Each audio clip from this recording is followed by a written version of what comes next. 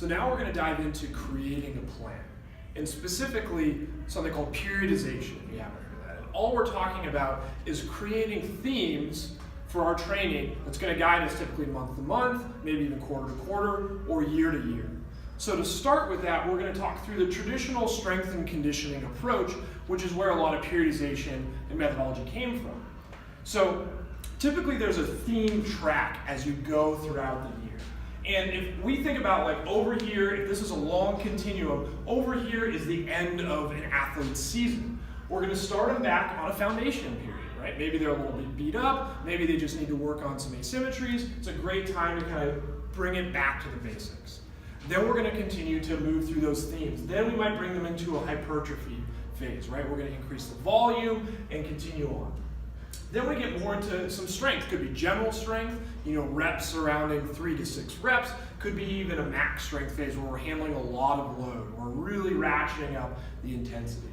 And then finally we get to a power phase where we're trying to be super explosive, moving body weight plus mass, and finally finishing with their in-season programming. Now, it fits really nicely, really neatly in that kind of isolated space. But we don't necessarily have that luxury in the general population or the corporate setting. So what do we have to play with? How do we kind of take a lot of the benefits from here where we're focusing on a specific theme, we're progressing it and programming it out with having that extra element of chaos, having the extra element of we're always kind of in season, right? We're always moving and experiencing life. So what are the 2 key levers that we're going to pull where we can still gain some of these benefits without having to think we have to go through the full year and having an in-season and off-season that's clearly defined? And that's where we're going to talk through volume and intensity. Those are the 2 big buckets that we're going to talk through. Now again, traditionally in this space, our volume starts pretty high and goes pretty low. And then our intensity starts a little bit lower and starts to ratchet up as we get towards this kind of in-season space. So we're going to take that and kind of bring it down towards our kind of boot camp or general population environment. And when we talk about volume, we can kind of have this emphasis that we've talked through in our last few webinars.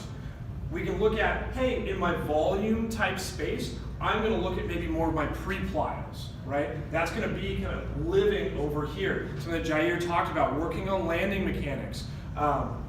Then we're going to go to, from an ESD standpoint, maybe focusing on a green zone, specifically in resistance. So if you remember calling back to that ESD webinar, Stefan talked about resistance versus pace. And when you're starting out with individuals, maybe focus on more of the resistance elements, maybe a treadmill at incline versus really ratcheting a flat treadmill up on that pace. From our strength themes, we might be looking at a foundation or hypertrophy, right? So in last month with Stefan, he talked about all these different ways where we can kind of combine mechanical, metabolic load to really drive some hypertrophy home for some of our folks. So that probably live in more of our volume emphasis space for our general population. But we don't always just live there. We probably want to include some type of intensity as well. Just because I'm not kind of running a max sprint or trying to move a large 300-pound individual off the line, like a lot of our guys who just got drafted are doing, doesn't mean I don't need intensity in my training program. I need to be able to catch myself from a fall or push myself up even a flight of stairs. For a lot of people, that can be a lot of intensity, is driving through those legs and those hips. So if I'm going to introduce that, maybe we've started here on this volume emphasis, right? Just like we go here, and now we shift to our intensity emphasis, right? Maybe we've earned the right to kind of put a little bit more focus here. So now we're talking through our full plyos, right? Maybe we're getting into our non-counter movement, double contact type elements that Jair went over. Now we're going to focus on more of our red zone, right? So that doesn't mean we're only doing green zone here and only doing red zone here, but there might be a little bit more of a red zone emphasis within our intensity phase, specifically focusing on pace, right? Now we're ratcheting up the speed at which we go about doing things. And then from a strength programming standpoint, we might be focusing more on general strength and power. Now, we probably won't be doing a lot of 1RM type movement with our individuals, right? We probably don't have the equipment for it. If we're talking group training and boot camp emphasis, we're not quite going to get there. So maybe we're focusing on some kind of mid-level repetitions, roughly around the 6 to 8 rep range.